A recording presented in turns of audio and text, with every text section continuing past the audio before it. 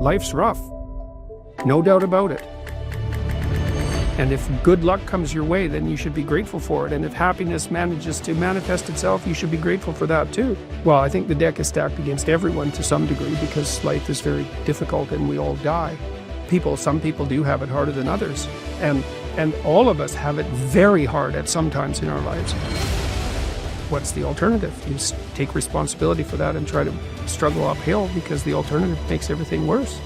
It's not like it's fair. I know perfectly well that people have brutal lives. I've been a psychotherapist for 20 years. I've seen things you can't imagine. Horror shows that you can't fathom. And people who have been hurt in so many ways, so many dimensions. It's like, bitter? Should they be bitter? Should they be resentful? Should they become violent? These things don't help. They have to struggle uphill despite their excess burden. And it's responsibility, not guilt. My life is not everything I want it to be, and perhaps it's not everything that I need it to be. And by need, I mean my life is so unbearable that the suffering that's attendant upon that has made me nihilistic, cynical, bitter, resentful, driving the proclivity to see evil everywhere except within my own heart. Like, these are problems, man. And you ask yourself, you sit on your bed and say, okay, man, I'm ready to learn something. What's one thing I'm doing wrong that I know I'm doing wrong, that I could fix, that I would fix? It's like, you meditate on that, you'll get an answer. And it won't be one you want, but it'll be the necessary one. And it's often something that will point you to small things. Like, that works. You start making those micro improvements. Start where you can start. If something announces itself to you as in need of repair that you could repair, then hey, fix it. You fix 100 things like that, your life will be a lot different. I often tell people too, fix the things you repeat every day, because people tend to think of those as trivial. You get up, you brush your teeth, you have your breakfast, you have your routines that you go through every day. Well, those probably constitute 50% of your life. And people think, well, they're mundane, I don't need to pay attention to them. It's like, no, that's exactly wrong. The things you do every day, those are the most important things you do. Organize your life.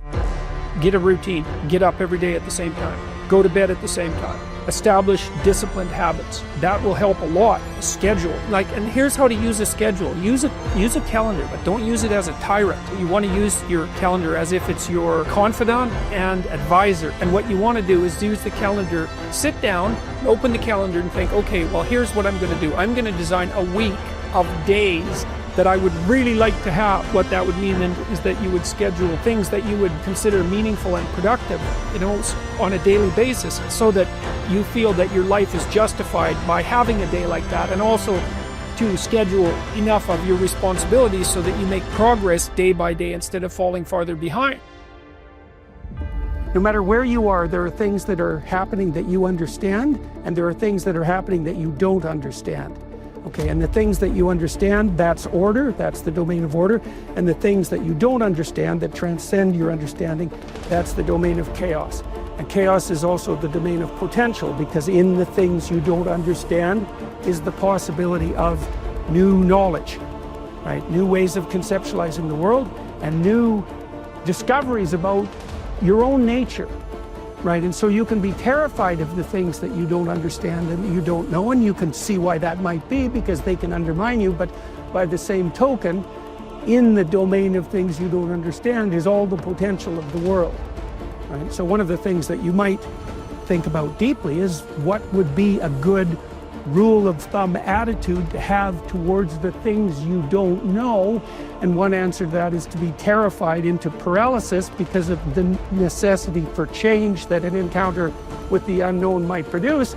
And the other is to welcome it with open arms, because the you that might emerge as a consequence of confrontation with what you don't know might be much better than the you you're stuck with now.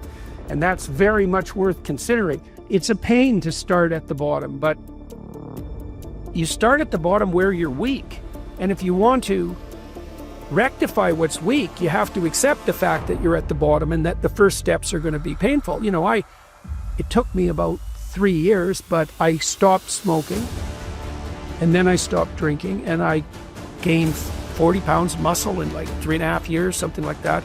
I got a lot more physically confident and a lot more coordinated, because working out with dumbbells makes you coordinated, right? Because it exercises all the small ligaments and the tendons, and so my lower body in particular got a lot more coordinated. Then I could dance, so that was better when I was going out dancing, because I did a lot of that in graduate school. But the point of all this is, if you're going to rectify your weaknesses, you have to admit your insufficiency to your own shame. Now, if the gap between you and your ideal is so great that it paralyzes you, shrink them. Sit on your bed one day and ask yourself, what remarkably stupid things am I doing on a regular basis to absolutely screw up my life? And if you actually ask that question, but you have to want to know the answer, right? Because that's actually what asking the question means. It doesn't mean just mouthing the words. It means you have to decide that you want to know. You'll figure that's out so fast it'll make your hair curl. But one of the main reasons that people don't get what they want is because they don't actually figure out what it is. And the probability that you're going to get what would be good for you, let's say, which would even be better than what you want, right? Because, you might be wrong about what you want easily. But maybe you could get what would really be good for you. Well, why don't you? Well, because you don't try. You don't think, okay, but as if there isn't anything better that we could do. And you have an ethical obligation to lift the heaviest load you can possibly conceive of. And that's the primary call to adventure in life. Two people laying bricks, they're building a gigantic wall, and the one person thinks, oh my God, this wall is going to take 100,000 bricks. I'm laying one at a time, and I'm wasting my life away trivially adding to this gigantic brick wall, and what am I doing? This is absolutely miserable, brick by brick. And the other person thinks, in 300 years this is going to be a cathedral. And so the person in the second state is doing exactly the same thing at a local level, laying bricks, but each brick is related to a very high goal. So, but some people do have it harder than others, and all of us have it very hard at some times in our lives. It's like, well, what's the alternative? You take responsibility for that and try to struggle uphill, because the alternative makes everything worse. Find something in your life that's so worthwhile doing that the fact that you're going to suffer is justifiable. Yeah, life's rough, no doubt about it. And if good luck comes your way, then you should be grateful for it. And if happiness manages to manifest itself, you should be grateful for that too.